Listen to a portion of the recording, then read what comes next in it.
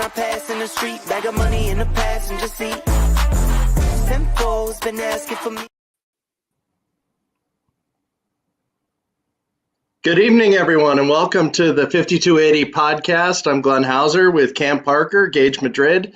Mike is not able to join us tonight. Got a family situation that we're all thinking about you, Mike, if you're tuning in, or at least if you hear this. But we do have a very special guest that's waiting in the wings, and I mean, this guy is such a good guy. He actually just finished a offsite remote in Denver. On KOA radio, and he's managed to he's standing by, and he's joining us, the incomparable Ryan Edwards. Ryan, great to see you, man. Great to see you guys too. Thanks for having me on. I mean, I would have to say you're easily the most popular media figure in Broncos country, so it's a real honor to have you on again. So flattery gets you everywhere. I appreciate that. Yeah. Well, I was gonna say, me and Ryan actually go quite a ways, because like it was back when he was over at 104.3 The Fan, and obviously I had my very famous, and Ryan obviously knows about it, but like the very famous intern story between Ryan and James Gomez and all the other guys down there. So yeah, me and Ryan go all the way back down to those days. For sure. No, I've known you guys. Well, I've known all of you via Twitter, obviously, for a long time. But yes, Cam was an intern with me over there at the Fan, and he listened to my advice, and yeah, I hope some of it was good. So far, right? So Ryan, we're in the midst of our spreading on that wisdom. Yeah. So we're in the midst of the bye week. Broncos 8-5 really do hold their destiny in their own hands with a home game coming against the Indianapolis Colts, and it really is being billed. And I think your buddy Ben Albright called it the most important Broncos game since Super Bowl 50, which is really saying something. What is your mindset on going into this week, and do you think it would have been better if the team did not have a bye, or what's your opinion on that? It's an interesting question, right? I mean, again, Ben and hyperbolic statements, I'm sure doesn't stun anybody. I'd say he's got a point. You think about it sort of in terms of what the Broncos have been over the last few years, which you guys obviously know, and when we turn the calendar to December, and sometimes how that has really stacked up for them. Maybe there's an outside shot like last year where, hey, if you win out, you're certainly in the conversation, but they unfortunately weren't able to do that. But for the most part, they haven't really had meaningful games, oftentimes here in December. So there's something to be said that. As far as not having the bye, I actually felt like it was a pretty good time for a reset. You had a couple guys that were banged up. Brandon Jones was dealing with some soft tissue stuff. I think that he's got a chance to be available for this game, which you're obviously going to need him. Doesn't look like Riley Moss is probably going to be able to go, but you give him an extra week. If you had to play games right now and you're sort of just hoping he can come back, I think we'd be talking a little bit more about shootout type of games, and I don't know if this Broncos team is built to do that. They certainly did against Cleveland. They won that game, but I say historically over the course of the season, that's not the kind of team that they really are. Mm-hmm. And you get into games against teams that have winning records, right? With the Chargers, the Chiefs, even the Colts right now, who are technically with a losing record, they believe that this is a team that can make the postseason, and they're going to show the Broncos everything they've got because their season riding on it coming up on Sunday. So you're playing stiffer levels of competition. You want to have your best foot forward, and I think having a bit of a reset probably was good for the team. When you look strictly at the fact that the Broncos are going into this bye week, it obviously affords us the opportunity to reflect, and I think it's really easy, to say that Bo Nix was obviously the biggest thing heading into the bye week. That's been the biggest victory for this team heading into because that's been the whole season, right? Nothing but his development. But like when you look at it, maybe not from the Bo Nix side of things, what has been the most positive development for this Broncos team so far this year? It's such a good question. I'd say a belief that they're going to find ways to win games. And some of that is coming from Bo Nix. I think a lot of it coming from Sean Payton as well. But again, so many years for the Broncos over the last decade, it seemed like it was a belief that something's going to go wrong more so than something's going to go right. And you're seeing guys that step up into moments. Marvin Mims over the last few games, especially the last one with that 93-yard touchdown. You're seeing guys on the defensive side of the ball. It's not always Pat Surtain that's going to be the star of the show on the defensive side of the ball. So for me, it's a belief within the culture of the organization that they're going to find ways to win games, even if things aren't going perfectly. And that's significant. You see what happened with the Kansas City Chiefs and what they're able to do. The Broncos are not to that level just yet. Certainly there's going to be some bumps in the road. There's going to be some stumbling blocks. But you're seeing it sort of play out in a game like the Cleveland game where, when they got down to Cleveland with about 9 minutes remaining. And I got to be honest, I didn't have a single doubt in my mind that the Broncos were going to move right down the field and score points there. It didn't even occur to me that wasn't going to happen. And so the belief is not only obviously with the team inside the building, it's also, I think, a little bit with the fan base. And that's a massive development for this fan base that's sort of assumed the other shoe is going to drop, assumed bad things are going to happen. The fact that we're on the other side of this saying, hey man, not only do they think they're going to beat the Colts, but they have a real shot at going on the road and beating the Chargers. And at that point, then you're basically a shoe-in for the playoffs. And you sort of see what happens. Maybe you can even move up in the playoff seeding. I'd say even last year, I couldn't say I would have believed that. You were sort of hoping to scrape in there at the 7th seed, and hopefully nobody pays attention to you, and you could just find your little niche there, right, in the playoffs. Yeah. This year, it's like not only should they make the playoffs, but I don't think they're going to be the easiest out either. Yeah, absolutely. So we keep referencing last year, and a lot of fans are talking about the Patriots game on Christmas Eve last year, where by the Broncos and Sean Payton's own admission, they came into that game ill-prepared. What's the mindset out at Dove Valley this week as they go into this game where obviously if you lose, your playoff odds dip below 30 or below 40%. You're not feeling great about the playoffs. Like, what do you think is the mindset in Dove Valley right now as they go into this in terms of preparation? Well, I think you have to approach this like a playoff game because I know the Colts are going to approach it like a playoff game. Their season depends on it. They can't make the playoffs without this game. They know that. They're talking about it in Indianapolis, and the Broncos should be matching that. I don't care. You have a 2-game lead right now. That means nothing. It means nothing that the Ravens and the Chargers are also 8-5. You're not even paying attention to anything. This is the season. Right now, you got to win this game. Now, you do have a little bit of a backstop. Like, we can talk about that. You have a backstop. If you lose this game, maybe the Chargers lose to Tampa Bay, right? I mean, then that game obviously increases in opportunity. Maybe the Giants beat the Ravens. Okay, maybe not. But you understand my point. Like other games are being played around the league. The Dolphins are underdogs to the Texans. The Dolphins could be out of the mix all of a sudden as soon as this weekend. So there's still so many things kind of at work in this process. But you need to treat this game. If I'm down at the Valley, and obviously I'll be out there for practices and in the locker room this week. If I'm with the players are talking about it, they need to view this game as a win and we're in, not so as, well, we're 2 games up and we have a bit of a backstop and we have a chance to win out after this, or we can play the Chargers game in a short week. None of it matters. Win this week and you're in. So Ryan, in the offseason, Courtland Sutton, it didn't look, in our opinion, or at least in my opinion, that he really wanted to be a part of the team. That was some of the optics there. But he has shown the exact opposite.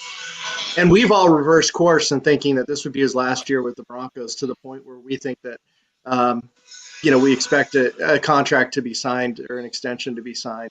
What has it been like seeing Court amongst the guys and just, having it in his relationship with Bo?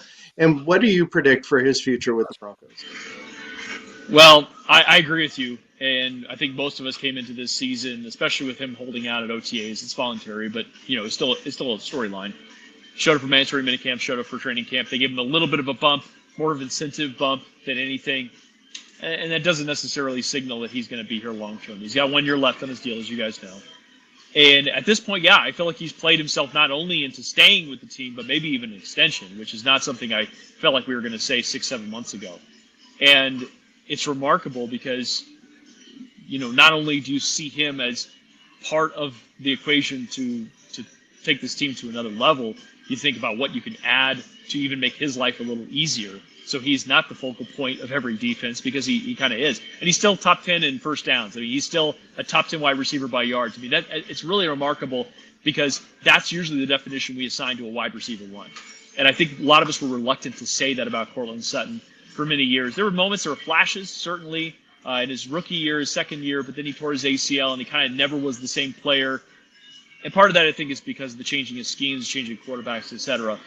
But now we're at a point where it's like, no, he legitimately is a wide receiver one in this league. He may not be as flashy as Jamar Chase. He may not be as flashy as Justin Jefferson.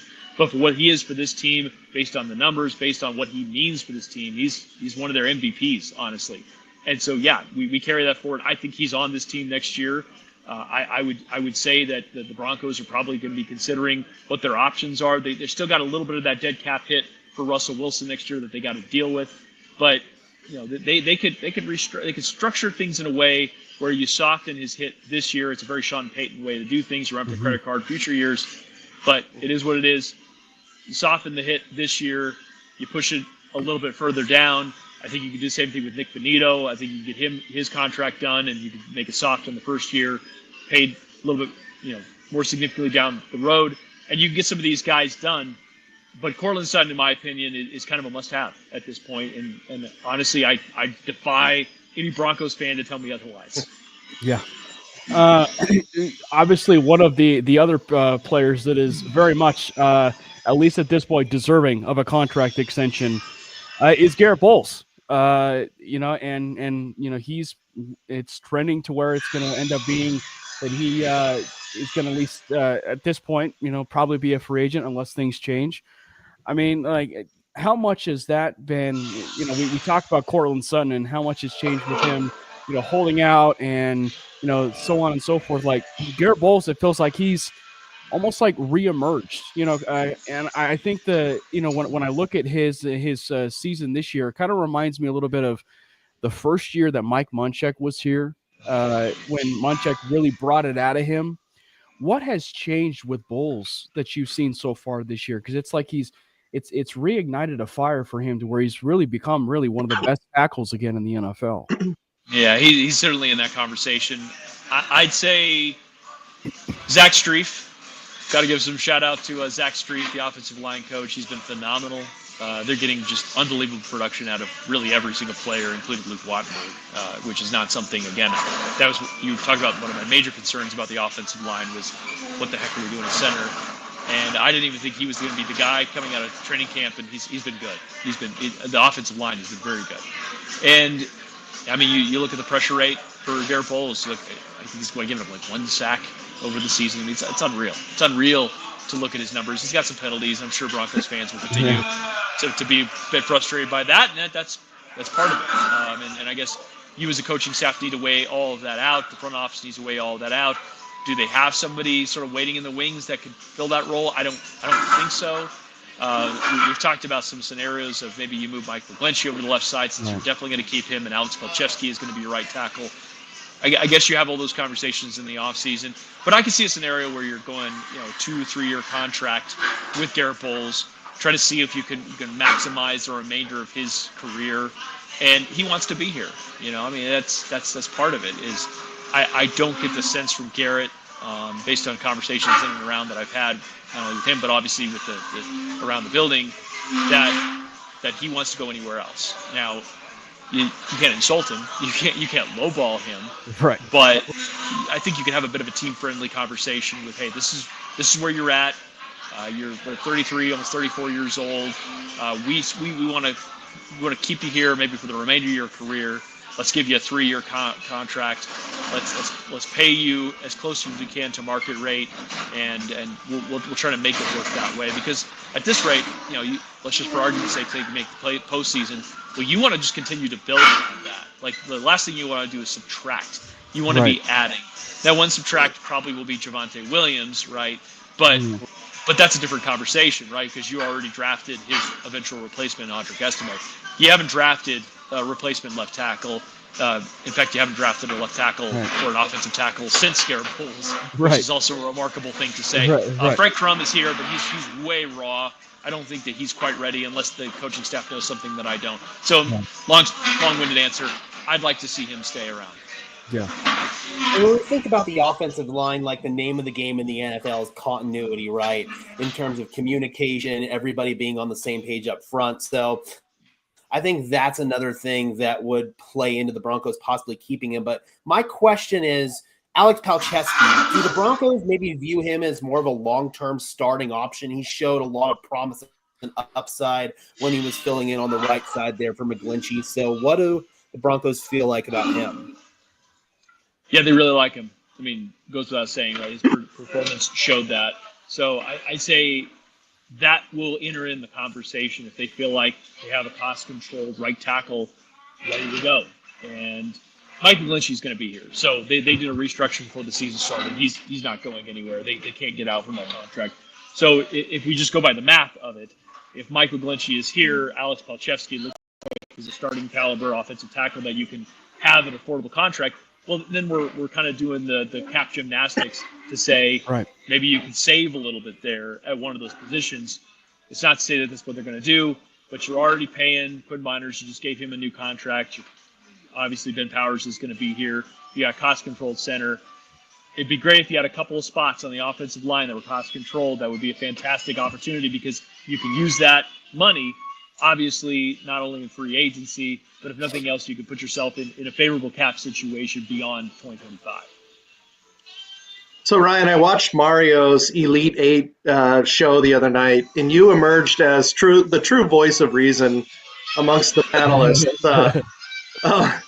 And one of the topics that you took control of was George Paton and why he should be getting kudos for his stay here and maybe explaining some of the things that not necessarily his doing.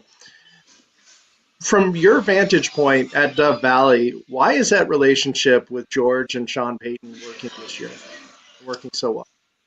I think it's because they're in the roles that they were always meant to be in. And I think that's a clear defined role for George Paton. I think it's a good thing for him. And it's to say that when he was hired, maybe there was the expectation of, okay, well, you're gonna take on all of these things because John Elway was stepping away and John Elway and the trust kind of handled everything. But we knew that there was a new ownership on the horizon. I think in the end, you recognize what people's strengths are, and I think that's just good management. That's good ownership. And when you pair him with his mentality and his ability to scout with Sean Payton, who has the vision for what the team is going to do, it's just a really good match. I mean, the same thing Sean had with Mickey Loomis out there with the Saints. That's what you're looking to recreate. And you're looking to have somebody in the room that doesn't necessarily see things the same way you do. And I think for all the people that out there were saying, well, Sean is going to want to fire George and bring in somebody else, I think that Sean recognizes, hey, I have got a guy here that's super talented as a college scout. He has a great pro personnel department as well. He's actually had quite a few hits in free agency. We always note the misses. Most people do not talk about the hits, and they had to go to the bargain bin for basically all of free agency this year, and they've hit on damn near every single one of them, right? I mean, and that's not all Sean Payton. A lot of people will say, what? Sean Payton pulling the strings.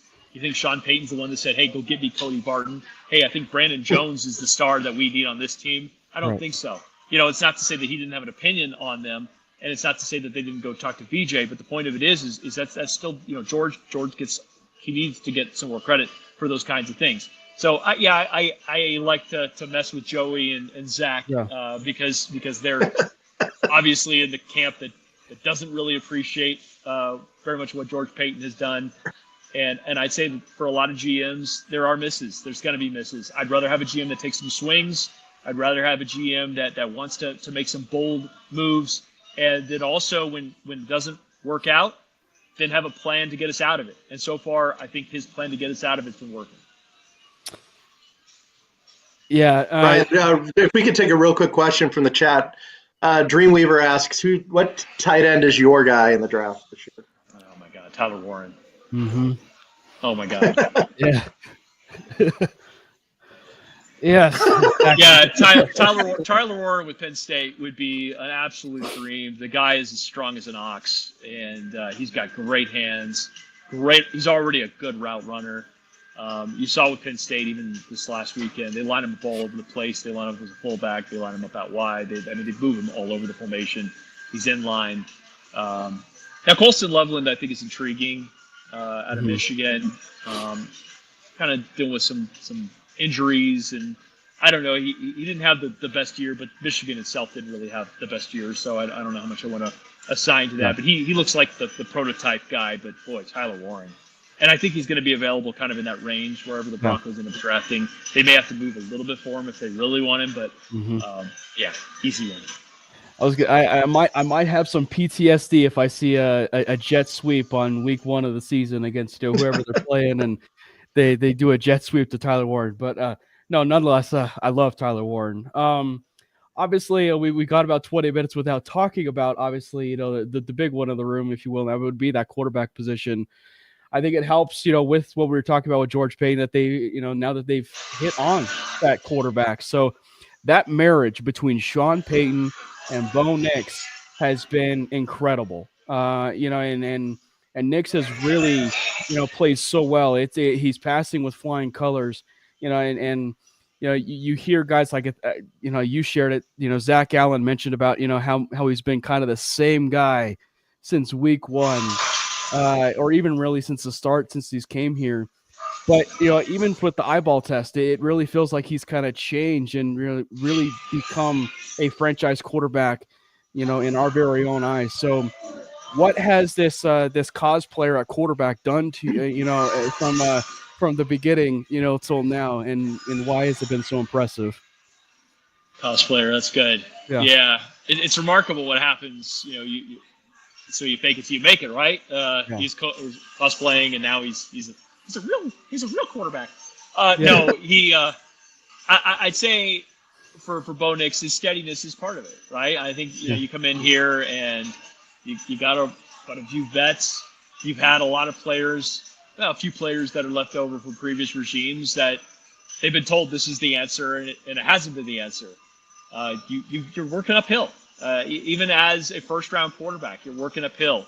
And in the first round, I was talking to Dave Logan about it on the show a little bit ago, and he said, it's funny, you get into the locker room, and the draft status is like a very temporary thing. It's like you get the initial from the locker room, like, oh, who's our first rounder? Okay, let's see what he's about. And then they're going to test you early on. He's like, but if you just show up and you just keep working and you just keep producing, you get the buy-in. You'll get that buy-in as you just continue to steadily improve. And I think that's kind of what he's done. John put a lot on his plate. There were high expectations, obviously, from Broncos fans, partly because of what they did in training camp in the preseason. Got to a bit of a rocky start. I think that's acknowledged by everybody. He looked like the speed was significant for him early on, but he just kind of sort of kept chopping, and mostly it seemed like he ignored a lot of the pundits out there. It was very easy for a lot of people that sort of wrote him off. And as you mentioned, the cosplaying, and you mentioned the references to Taysom Hill and the references to, oh my God, they're just the worst takes ever. Mac Jones is the recent one. Mac Jones, that's another one that's out there. So you just got to ignore it. You got to ignore all that stuff. You got to just keep focusing. You got to keep working with a coaching staff that believes in you, that is going to give you the tools, and you've got to be able to show everybody that you can handle all of it, and you have to continue to progress, and he just has done that. And we've seen Bo Nix over these last several weeks be way more aggressive with his downfield shot, especially over the deep middle of the field, like on those deep digs, which to his credit, he's executed that pretty much all season long. But those seam balls down the middle of the field, the Marvin Mims, he's just really starting to get more comfortable in this offense. And just, I guess the question I can tie into that is, where do you think Bo Nix can continue to showcase some more of that growth as we go into these next few weeks?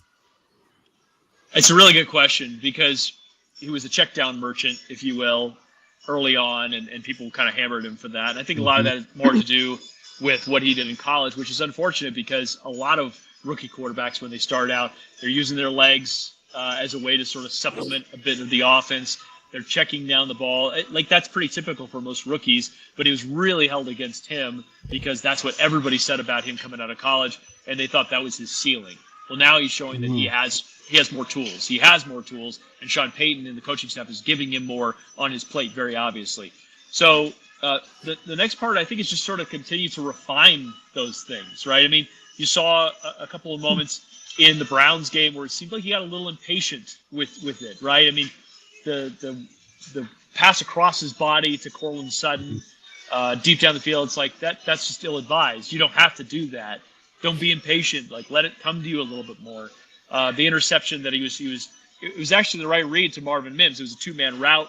Cortland Sutton sort of took the over route. I think it was maybe the sail, and then it was the deep post there to Marvin Mims that, the safety went with Court. Marvin Mims was one-on-one with Denzel Ward. That was the right read. Sean Payton said after the fact that was maybe a bad play call. It's a two-man route going to deep parts of the field. Maybe it was. But the point is it was still a right read, but also recognize maybe you're not going to win that one. Marvin Mims versus Denzel Ward maybe is not the best matchup to take that shot.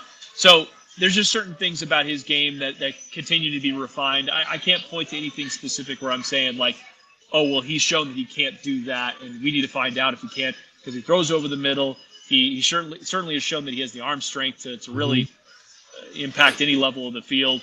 And I love that he's pushing the ball, because if nothing else, it's going to keep defenses honest. So hopefully, where a game like this, where you're taking on a defense that's the second worst team in the run game, 147 yards rushing per game given up against the Indianapolis Colts, you got to find a way to run the ball. And if you want to be a team that's taken seriously, you're going into the postseason, you're going to have to find some level of balance with your rushing attack, because you're going to be traveling on the road no matter what for your first playoff game. Ryan, when we were purchased by the richest owner in the NFL, or richest ownership group in the NFL, like, things changed drastically. We have the Dove Valley massive renovation project. We have them replacing the field at the drop of a hat just because they're worried about the health of the players. We also see them, bringing back a lot of the alumni, and there seems to be an emphasis on getting the guys from the past to be part of this, what's happening. With all of those things in the mindset of this ownership group, aside from the money, and the trajectory of this team, what kind of destination do you really see the Broncos being, as far as from a free agent standpoint, starting next year? Yeah, it's such a great point, right? Because we oftentimes assign it to the coaches or the quarterback and the star power of the team. But yeah, I mean, having the richest owners in all of football and having the investments that they made in this team, and I can't say enough nice things about Walmart. Really, it's just they have everything. Phenomenal deals, just up and down every aisle, honestly. But yeah, I mean, it's a great point, because the facilities are going to continue to be looked at, and they're going to continue to invest. They are investing in this community, and that's the place you want to play. And you see the most successful teams, organizations in any sport, really, but we'll stay with football. And usually it starts with ownership. You get to coaching, and you find the quarterback. And if you got those three, you're really in a good spot. So the fact that the Broncos are seemingly in a very strong and advantageous position, really in all three. We're still, I think Bo Nix still needs to show a little bit more to really be that guy. But we're in that conversation. We're in that window that he's getting there, and he certainly had a schedule for a lot of people. I think with all those three things, you're going to be an attractive place for free agents, and I think making the postseason in Bo Nix's rookie year is going to be a huge step towards that. Yeah. And it kind of leads, to what we were touching on earlier, which was like, if you were to use one word to describe it, it would be growth. And I feel like you almost like have to ask like the exact same question with some of the, multiple different groups, right? And, one of those areas in terms of maybe asking that exact question would be a guy like Nick Bonito, which, it gives credence, obviously, to George Payton, with everything we've seen from Jonathan Cooper to Nick Bonito. I think so many people were kind of thinking, oh, here's Pasterton, number one, corner in all of football. I don't think any of us expected the kind of leap we're or seeing, if you will, from Benito right now in terms of him launching himself, into the defensive player of the year conversation. So I guess really just to almost like ask it, again, in terms of a question, and it correlates to Benito, what has changed for him? I mean, it seems like from that rookie year to where he is now, he's a vastly different player. Well, he's obviously been working on his game. The athleticism was always there, and I think we knew that coming out of college. He was very raw when he got into the NFL, certainly susceptible to the run.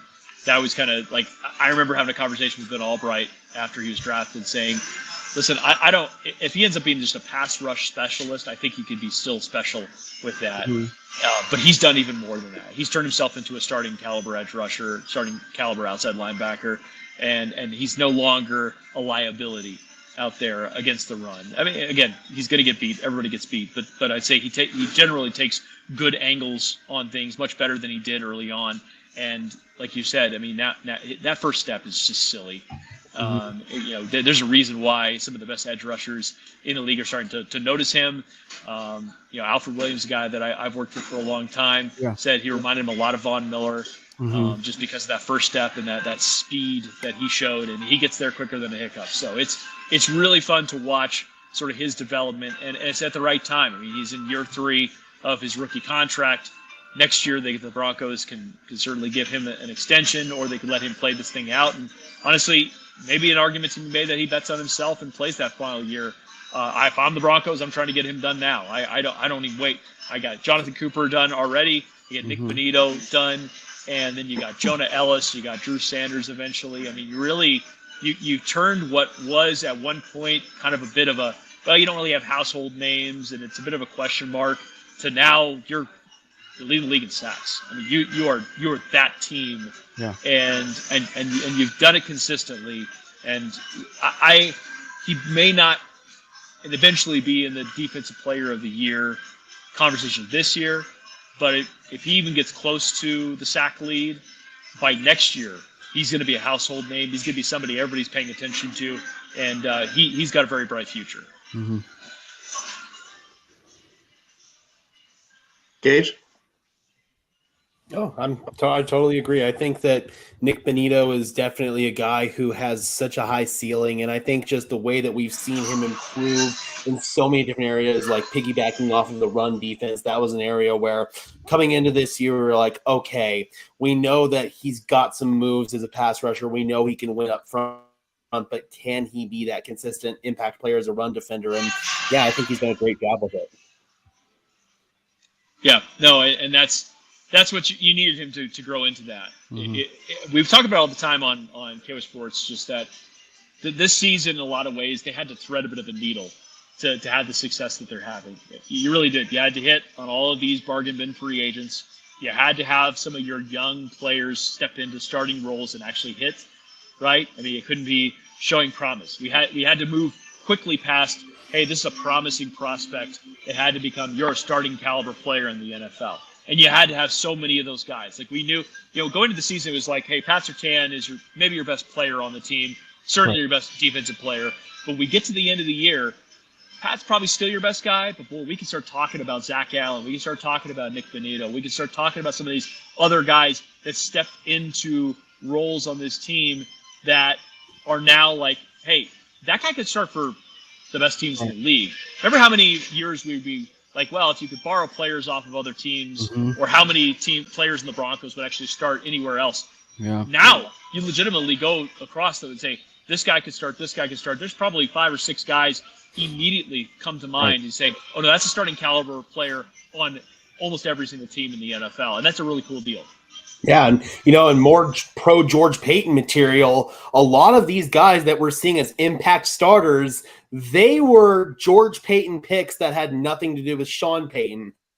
We think about Nick Benito. We think about Luke Wattenberg, who has emerged as a starting center. Jonathan Cooper as a 7th-round pick. Obviously, Pat Surtain is the low-hanging fruit, and many other guys as well. We are seeing these non-Sean Payton, George Payton guys that are really starting to step in. So, yeah, as much as George Payton is going to take crap for the Russell Wilson deal, that will always be a blemish on his resume.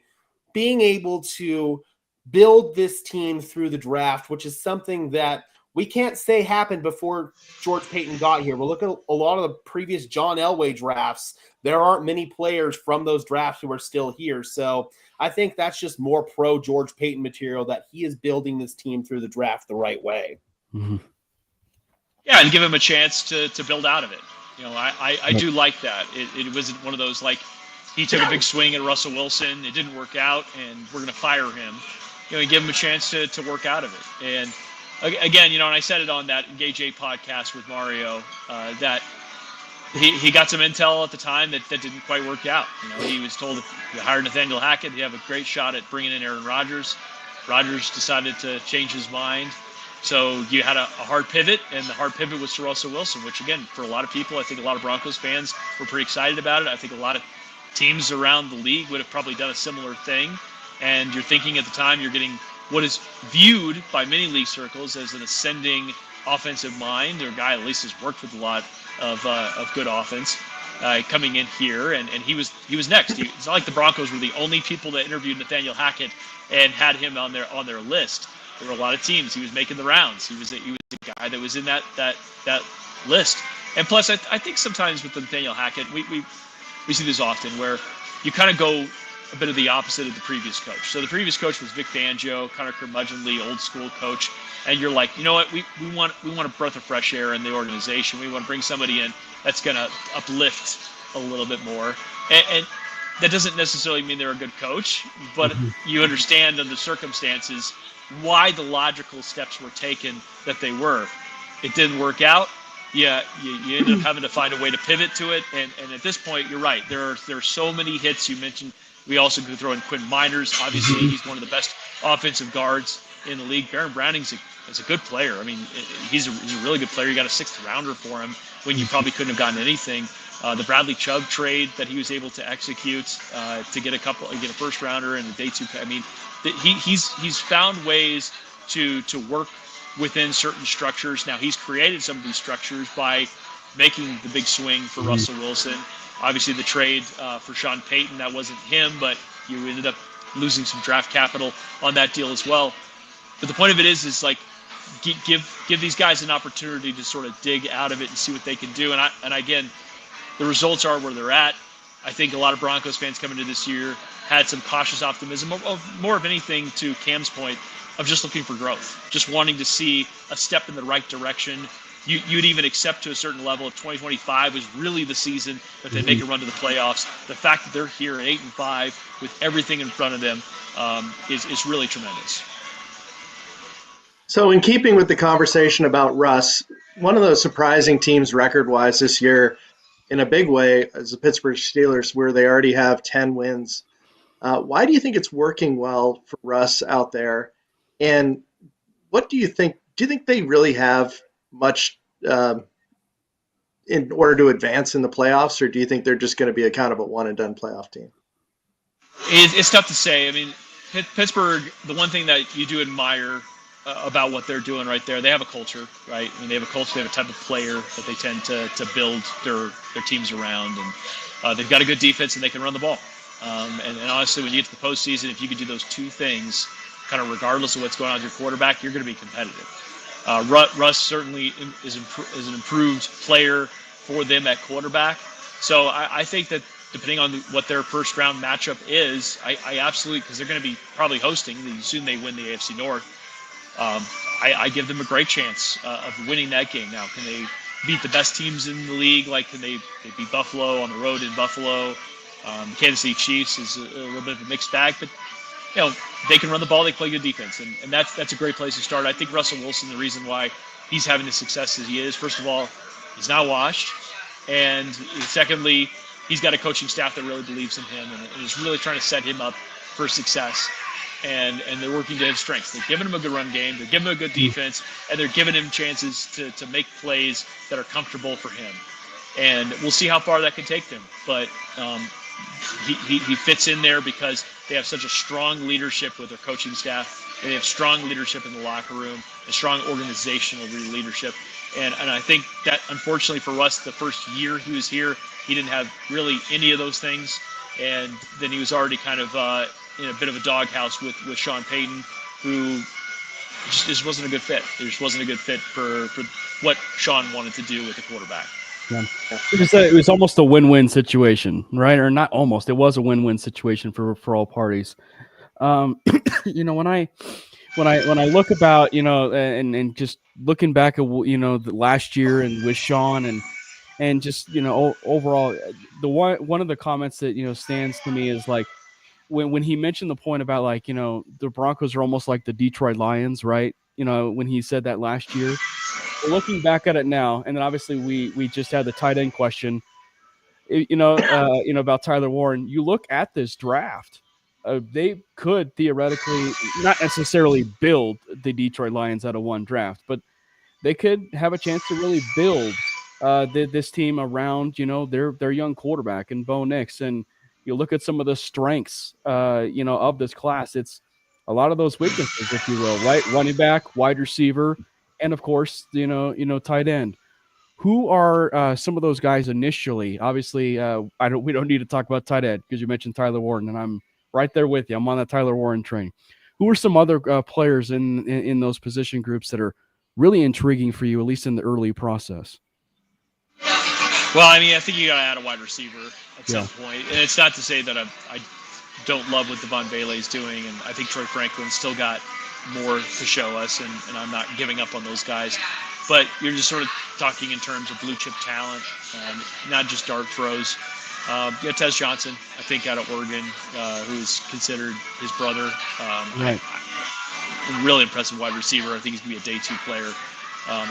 If you come away with this draft with Tyler Warren and Tez Johnson as your 2 first picks, that's pretty flippin' awesome. And you don't have a lot of like obvious holes. We'll see what left tackle. We talked about that. We'll see what that ends up looking like. That certainly is something that you might have to look at. But yeah, you're building around Bo Nix. This is it. Like once you have a rookie quarterback, once you have a quarterback in his rookie contract, that you can just add talent around them and just continue to bring up the level of expectation and play of the team, you have a chance to really do some special things. And that's kind of where, you know, you think that this is sort of the next iteration. You look at the Houston Texans, and I know that they've taken a step back in some of their play, but look what they did in the offseason, adding Joe Mixon and Stephon Diggs. I mean, Joe Mixon has been a revelation for that offense. Stephon Diggs was having a good season until he tore his ACL, but you know, those are the kinds of moves that you get to make when you have a rookie quarterback hit in his first year, and then you have an opportunity to just build around him. Then we also think about the running back position in the draft. I think it was Ben on Twitter that was talking about Cam Scattaboo as a guy that might fit philosophically what Sean Payton wants to do. What are your thoughts on him coming out? I like him. I mean, it's more than just a good story. He's a good player. And I'll be interested to see sort of his role at the pro level. Is he going to be the next Peyton Hillis? You know, is he going to be a guy that can sort of take over like that? Or is he going to be more of a package guy? It's tough to know. Running back, certainly, Cam mentioned it. It's a deep class for running backs. There's a lot of good running backs in this class that I'm looking forward to sort of diving into the tape. I usually don't do a lot of my draft stuff until after the season. Most of it's kind of just watching college football, enjoying college football, and then after the season, I sort of get into the pre-draft process. But yeah, I mean, Cam Scattaboo he's fun. He's a fun player. He put that team on his back. They are not where they're at without him, and I'm excited to see what he does at the pro level. So Ryan, what is Bo Nix like off of the practice field, off of the playing field? Like when you've seen him, you know, just interacting with his teammates and just kind of out and about and talking to the media, what impresses you about Bo Nix at this point? It's just consistency. You know, he seems like an easy to get along with guy. I kind of thought he was a little too intense for me when I met him out at the combine, but he's I think people respond to that. He's serious. Like especially when it comes to football, he can joke around. He can be goofy with the guys, but when it comes to football, he takes it very, very seriously. And I think that the guys respond to that. You know, Paxton Lynch was aloof and kind of goofy, and he was like that all the time. He didn't take it seriously. But when it's time to work, Bo Nix takes it seriously. And I think that really resonates with a lot of the players, especially the veterans in the locker room, especially with Sean Payton, who's obviously put his legacy on the line for this guy. It's his first rookie quarterback, started him year one. If this guy would have been a bust, he's struggled early on, but if he would have been a bust this year, people would have looked at Sean a little bit different, especially after all the things he said after the draft about him. But the fact that Bo Nix has backed up Sean with his play, and the guys in the locker room continue to respond to Bo Nix, it's a pretty cool deal. But yeah, I say in general, just his level of consistency, whether they lose, whether they win, he has just a workman mindset about all of it, and I think he genuinely means when he says, like, I wish we could get back on the field tomorrow after losses. Like, I think he genuinely wishes he could do that. Now, it's a little bit of a young man's mentality.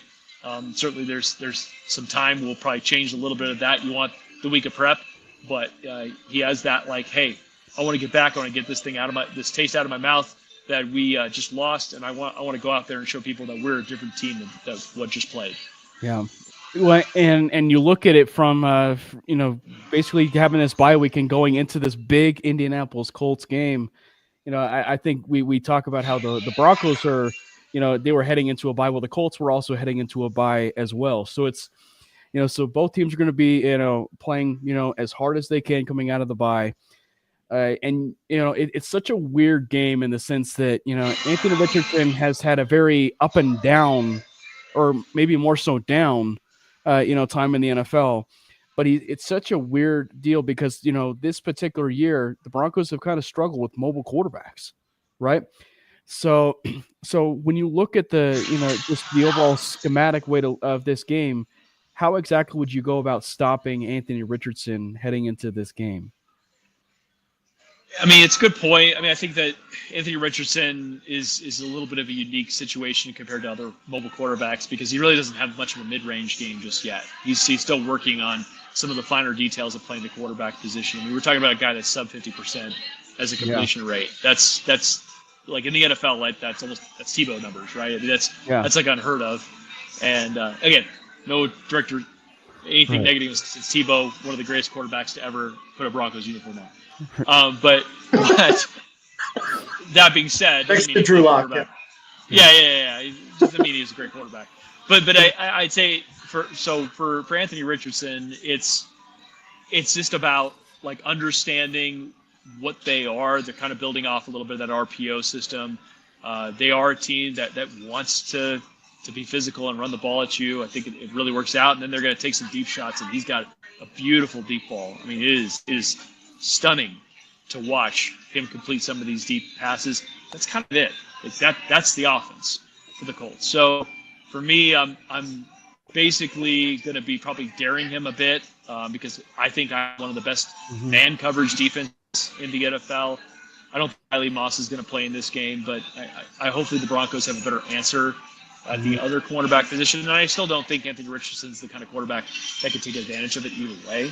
So I'd say that I'm going to make sure that they're not going to beat us with the run. This is not a team that's going to gash us with Jonathan Taylor and Anthony Richardson. And then I'm going to say I'm going to dare those guys to beat my corners, who I think are some of the best man coverage corners in the league. And that's how I'm approaching it. Yep. Did you have something, Gage? So overall, I think that when we look at this Colts game, you're going to be concerned about Jonathan Taylor. You're going to be kind of concerned about that read option game. When it comes to like receiving options for the Colts, you think about Michael Pittman, you think about Josh Downs. The big concern for Broncos country right now is not having Riley Moss out there. We saw Levi Wallace on national TV on Monday Night Football. It was a really rough outing out there against Jerry Jeudy, against Elijah Moore. Do we think that we're going to see possibly more Chris Abrams drain in this game, or are they going to maybe try again with the Levi Wallace experience and hope for the best? What's kind of the plan with Moss in line to maybe miss another game or two? Yeah, and it's a great question. We don't really know. My guess would be Chris Abrams drain, maybe a guy that you're going to use between the 20s, and if you get into any shorter medium yardage situations, maybe when you get into the red zone, get a little more Levi Wallace. He just doesn't have the long speed, but you certainly like his instincts. as a cornerback. So I'd say as long as he doesn't have to cover large swaths of field, large stretches of field, I'd rather have Chris Abrams-Drain out there. And I've been a big fan of Cad since coming out of college. I certainly loved watching him in training camp. He's just fearless out there. He's got that right mindset. Bad play, that's all right. Back out there. Doesn't seem to let it linger with him. And he really impressed a lot of vets. Like they really like him in there.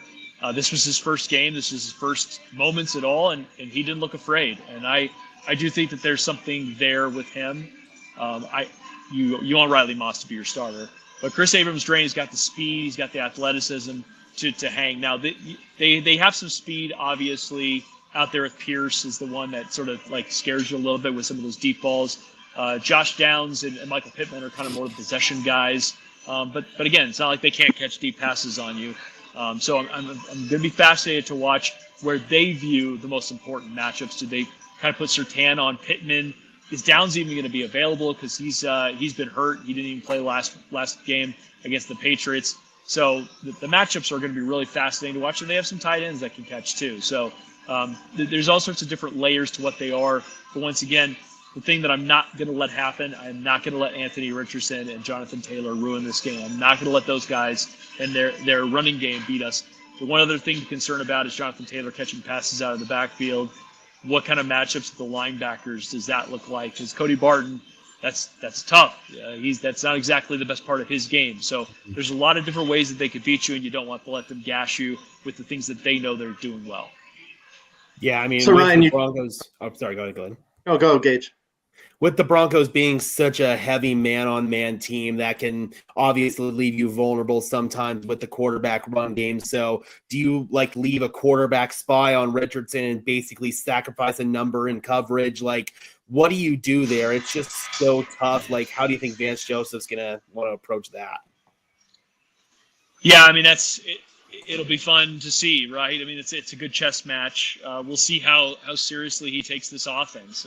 They've been able to, in a lot of ways, they really should have lost that game against the Patriots. I mean, they had to put together a 19-play drive.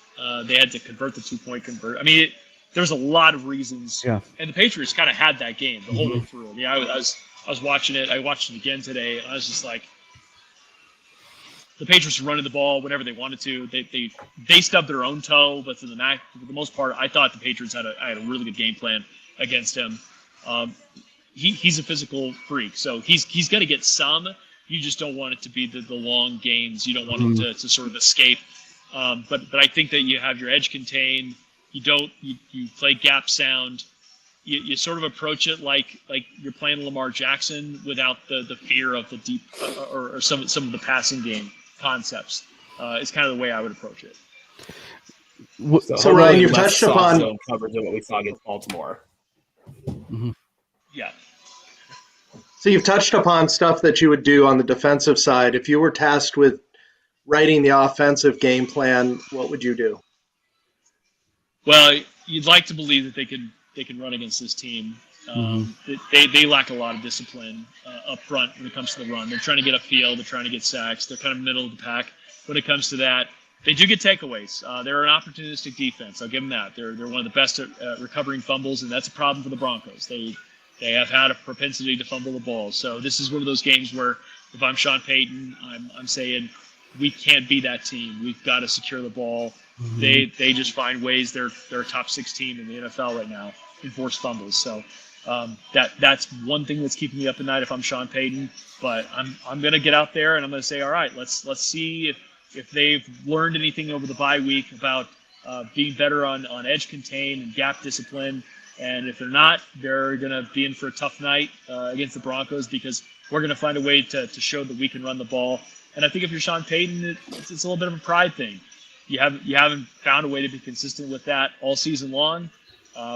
You got to prove that you could be that team at some point, and you certainly need to prove that before the postseason starts because you're going to need that element of your game. They're 8th in passing attempts right now, which again, it's like, hey, that you got a shiny new toy in Bo Nix. It's proven to be a strength. I'm not saying don't pass the ball, right? But just know that, hey, and by the way, they're terrible against the pass too. So it's not like you can't. They're kind of a bend don't break. They're like I think like 15th in the red zone, but they give up like 6th worst against the pass too. So you should be able to move the ball against this team. It's just they're going to lock you down when you get to the red zone. So you gotta find a way to convert those opportunities. I don't think it's the worst thing in the world to come away with points, even if it's just a field goal, because then you believe in your defense. You believe in your defense to be able to slow them down when you absolutely have to. Yep. When you think Gus Bradley, you think cover 3, and that means possible one-on-one shots down the boundaries. So we're almost thinking, Cortland Sutton, we could get some of those one-on-one opportunities, maybe Devon Vele as well.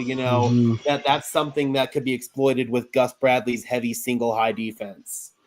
Yeah, no, they run it second most of any team in the league. So you're absolutely right. That's why I love the matchups here. Honestly, like across the board, I think this is a team that matches up very well for the Broncos. They get to have it at home, which is even better. Yeah. So I sort of think that the Broncos are going to find a way to run away with this thing. But once again, it's the NFL. It doesn't really matter. Every single week it's kind of a new example to see what you're made of and what they're made of. Switching gears just a little bit, I want to ask you, as a fellow CSU alum, is it hard for you to pull and root for Travis Hunter as your Heisman Trophy winner? No, not really. I mean, he's an unbelievable player, and I've long been of the opinion, not just because I'm on the Buffs station, but I've long been of the opinion that good college football in our state is good for everybody. And if you have an unbelievable talent like Travis Hunter playing in your state, you just want to marvel at how special that young man is. And no, it's easy to watch greatness and to root for greatness. Certainly against my Rams, it was tough to watch him have the big game that he did. But outside of that game, every single other game is easy to root for. So who would you root for, or who do you feel is the actual Heisman Trophy? Is it the snaps merchant of Travis Hunter? Is it Michael Myers in the backfield? Who's your Heisman Trophy if you had to choose right now? Well, I can't reveal who I voted for, but it's gonna be tough, I think, for Travis not to win it, and it's not because just the snaps is production too, right? I mean, the snaps are like the thing that brings you there, and then you watch him play, and you're like, my God, dominant. And the thing about it is people will point. Same thing with Ashton Janney, right? They'll point to the level of competition. Well, that's just against Mountain West teams, and this is just against the Big 12. Big 12 is soft this year. It's like, but you dominated. You can only play who's in front of you, and you dominated those opponents. And he really did it on both sides of the ball. He dominated. So I think you could throw a lot of that nonsense out, because if he was just skating by, he wouldn't even be in the conversation. If he was just skating, if he wasn't making highlight plays every single damn week, he would just be white noise in a conversation that's local for us, but it's not national. But he's been tremendous because you show up for the first part, the snaps, just to see it happen. You want to see a player playing both ways. It's a cool novelty until you see it actually play out, and then you see he's a really great player. When you look overall too, just with the Heisman, it's exciting because it feels like this is going to be one of those years where you finally have the opportunity where a non-quarterback is going to be winning a Heisman Trophy. And so maybe to kind of flip it, to the NFL a little bit, do you think we ever see a situation where it's not going to end up being a quarterback, who wins MVP? They actually give it to a non-quarterback that wins MVP, and obviously the one that kind of comes off the cuff quickly, if you will, for this year would be Saquon Barkley. Yeah. So do you ever see a situation where we might actually see a non-quarterback win the MVP? Absolutely, and I think this is as good as any, right, with Saquon. There's not an obvious quarterback, in my opinion. I think Josh Allen has had his moments. I think Lamar Jackson has had his moments. We were just kind of joking around about Joe Burrow. Right. He's obviously putting up some ridiculous numbers, but this would be the year. If Saquon can sort of finish this thing off, he's been nothing short of spectacular. And they played in so many primetime games, and he shows up in every single one of them. And they've had so many big-time matchups, and he just keeps producing, even against some of the best run defenses. That Ravens game, that's a very, very good stout run defense, and he just wore him down, and eventually he sort of broke through. And this might be the year we finally break through on that. So Ryan, one last question for you, or one last set of questions for you. As a music guy, what song would you assign to Sunday's game, and what score prediction do you have? Are we going to do the Colts fight song? Because I really want to do the Colts fight song. Why not? Song. I don't know. I don't think my brain, this is my 4th hour of broadcasting, so I don't know if I have anything for you, but I'd say this is, again, you got to show up and you got to play like your season matters. This is your season, right? I mean, you have a backstop there, but you can't let that into your mind, because I guarantee the Colts aren't. The Colts know that if they lose this game, their season is effectively over, because it is. And for the Broncos, they got to treat it the same way, because you don't want to lose the tiebreaker to this Colts team. They got a very soft schedule for the rest of the way. The last thing you want to do is give them a leg up on you. Yep. But can't thank you enough for joining us, especially since you were already out and about working. Like you said, you were 3 hours in, and now he's at Sam's and spent another hour with us, and really appreciate it. I'm sure most of the people in the chat that are listening know where to find you, but if you want to let us know exactly the best ways to follow you, that would be great. I appreciate it. Yeah, you can follow me on, I guess, all the social medias at R. Edwards Radio. I'm on KOA Sports weekdays from 3 to 6, and then I do the pre and post game for the Broncos. So please check me out there. Awesome. Ryan, thank you so much. If you don't mind just holding tight for 30 seconds, that would be great. Sure. But, to all the people in the chat, we really appreciate it. Please feel free to listen and join in on any of the other shows on the network. We're broadcasting virtually every day on the MHRT network. We got Cam Parker with Mainly Broncos tomorrow. Gage Madrid on Broncos Syndicate. Please subscribe to him. You'll be loving his daily content that he supplies.